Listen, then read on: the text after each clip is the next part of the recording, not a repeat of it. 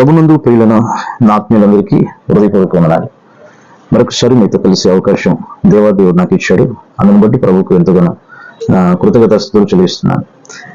ప్రియులరా, మీతో మాట్లాడాలనుకున్న ఒక ప్రాముఖ్యమైన విషయం ఉంది. మీ అందరికీ తెలుసు, ఈ 2-3 రోజులలో చాలా ఘోరంగా సర్క్యులేట్ అవుతున్నటువంటి ఒక ఆడియో రికార్డింగ్, అది చాలా యూట్యూబ్ ఛానల్లో, సోషల్ మీడియాలో చాలా భయంకరంగా వైరల్ అవుతా ఉంది.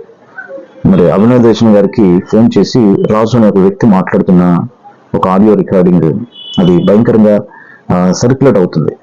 సో నేను మీకు మరలా చెప్తున్నాను, నేను ఏ కాంట్రవర్సీ జోలికి వెళ్ళను, ఏ వ్యక్తిని కూడా నేను ఊరికి నేను మాట్లాడను అంటే ఖచ్చితంగా క్రీస్తుకు, క్రైస్తవ్యానికి ఏదైనా నష్టం జరుగుతుంది అంటే గొంతిప్పడానికి నేను ఎప్పుడు సిద్ధంగా ఉంటాను. ఎందుకంటే దేవాతి దేవుడు నాకు ఇచ్చినటువంటి జ్ఞానం మేరకు నేను వాటి విషయంలో ప్రజలకు అవగాహన తీసుకురావాలని, క్రైస్తవ్యంలో కొంతమంది దేవుని ప్రజలు అసహనానికి గురవుతారు, మా సేవకుడు ఇలా ఉన్నారా, మా క్రైస్తవ జీవితంలో ఎలాంటి చీకటి కోణాలు ఉన్నాయని కొంత ఆందోళనకు గురవుతారు. కనుక వారితో కొంత మాట్లాడాలని ఆశతో ఈ విధంగా నేను ముందుకు వస్తున్నాను. సరే, వీడియోలోకి వెళ్ళే ముందు దయచేసి పాస్టర్ రవి భక్తులనే యూట్యూబ్ ఛానల్ని సబ్స్క్రైబ్ చేసుకోండి. నచ్చితే లైక్ చేయండి, నచ్చకపోతే కామెంట్ చేయండి. మా ఛానల్లో మీకు ఏదైనా నచ్చని విషయాలు ఉంటే మాతో పంచుకోండి, సరి చేసుకోవడానికి నేను ఎప్పుడు సిద్ధంగా ఉంటాను. సో వీడియోలోకి వెళ్దామండి. అసలు విషయం ఏంటంటే, అభినవ్ దర్శన్ ఈ మధ్య కాలంలో చాలా యాక్టివ్గా సోషల్ మీడియాలో ఉంటూ క్రైస్తవ్యంలో జరుగుతున్నటువంటి విషయాల గురించి స్పందిస్తూ చక్కగా తన గలం ఇస్తున్నటువంటి యవన సేవకుడు. ఈ మధ్య కాలంలో చాలా యాక్టివ్ ఉంటూ ప్రవీణ్ పగడాల మరణం తర్వాత ఇంకా యాక్టివ్గా క్రైస్తవం గురించి మాట్లాడుతున్నటువంటి వ్యక్తి. సో నేను దయచేసి ఎవరైనా అభినవ్ దర్శన్ గారిని ప్రేమించే వారు ఉంటే దయచేసి, నేను ఎవరిని కాంట్రవర్సీ చేయట్లేదు, ఉన్నటువంటి సత్యాన్ని మీతో పంచుకోవాలని ఆశపడుతున్నాను. కాబట్టి ఈ రోజుల్లో ప్రవీణ్ పగడాల తర్వాత నేను వీరిని కొన్ని ప్రశ్నలు వేయాలని ఆశపడుతున్నాను. ఎందుకంటే క్రైస్తవ్యానికి నష్టం జరుగుతున్నది. ఆల్రెడీ మేము ఏదో ముందు వరుసలో నిలబడ్డాం, మాట్లాడుతున్నాం అన్నట్లుగా చాలా చేస్తున్నారు. రహస్య కోణంలో ఇలాంటి చీకటి కోణాలు ఉన్నాయన్న సంగతి మాకు ఇప్పుడిప్పుడు క్రైస్తవ్యానికి అర్థమవుతా ఉంది. అంటే నేను ఒక మాట చెప్తానండి, అభినవ్ దర్శన్ గారు, ఏమంటే రాంగ్ కాల్స్ వస్తాయి, జాగ్రత్త అని చెప్పాలా? మనకి దేవుళ్ళు ఉంటున్నాం, మీ తండ్రి గారు సేవకులు, మీరు సేవలోకి వచ్చారు, సేవకులా సువార్థికులా మాకు తెలియదు. ఆడియోలో కూడా నేను ఇంకా సువార్థికునిగానే ఉన్నాను, నాకు ఒక మందిరం లేదు అని చెప్పారు. సో మీరు సేవకులా సువార్థికులా నాకు పక్కన పెడితే, కనీసం సేవ, మీ తండ్రి గారు సేవ చేస్తున్నారు, మీరు కూడా సేవలోకి వచ్చారు, మీకు కాస్త కోస్త అనుభవం ఉంటుంది, దేవుడితో ఉన్నటువంటి ఆ బంధము, దేవుడి సన్నిధిలో ఉన్నటువంటి ఆ కమిట్మెంట్ మీకు తెలిసి ఉండాలి. ఇంత ఒక పద్ధతిగా ఉండాలి, ఒక యథార్థంగా ఉండాలి, నిజాయితీగా ఉండాలి.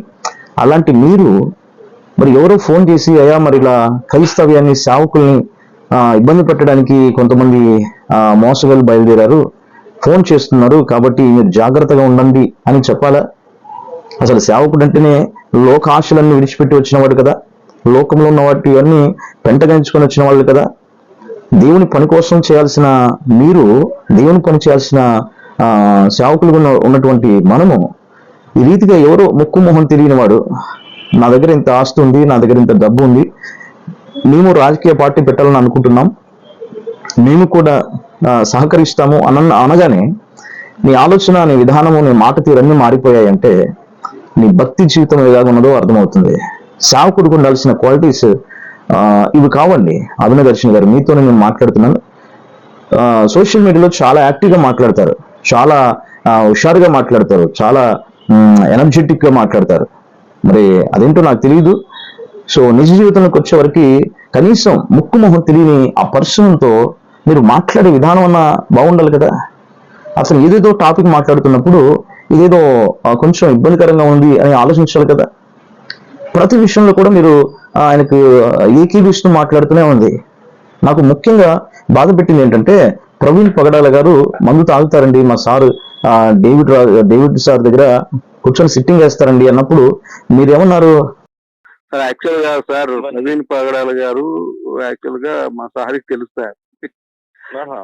వ్యక్తిగతంగా తెలుసు. ఆయన అమెరికా వచ్చేటప్పుడల్లా మా సారు కలుస్తారు.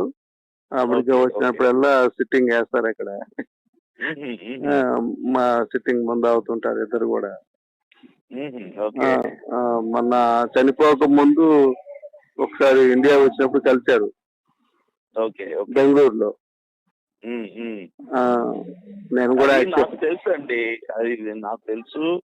కాకపోతే మనం ఏంటంటే దాన్ని బయట పెట్టాల్సిన అవసరం లేదు కదా.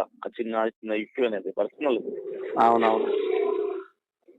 కాకపోతే మాకు కూడా తెలుసండి. మీకు తెలుసా? మీకు తెలుసండి ప్రవీణ్ పగడాల గురించి మీకు తెలుసా? ఏం మాట్లాడుతున్నారు? ప్రవీణ్ పగడాల గురించి మాట్లాడే అర్హత ఉన్నదా మీకు? అంటే ఆయన మరణం మీద బ్రతకడానికి ఈ విధంగా సోషల్ మీడియాకి వచ్చావా?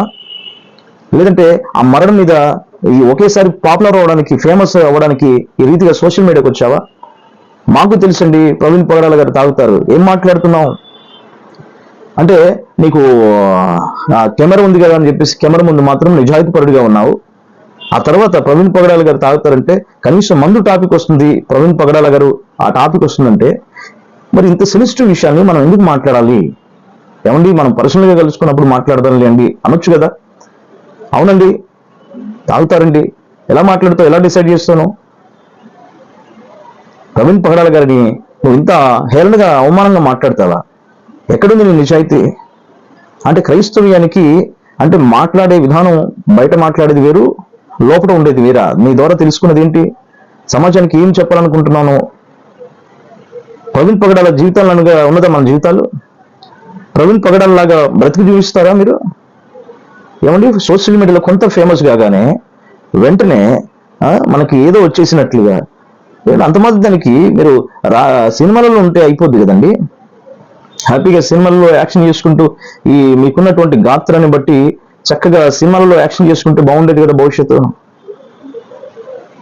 మరి ఎందుకు క్రైస్తవంలోకి వచ్చింది? వద్దనుకునే కదా వచ్చింది మీరు, అంతే కదా? వద్దనుకుని వచ్చినప్పుడు మరి క్రీస్తు కోసం నమ్మకంగా బ్రతకాలి కదా.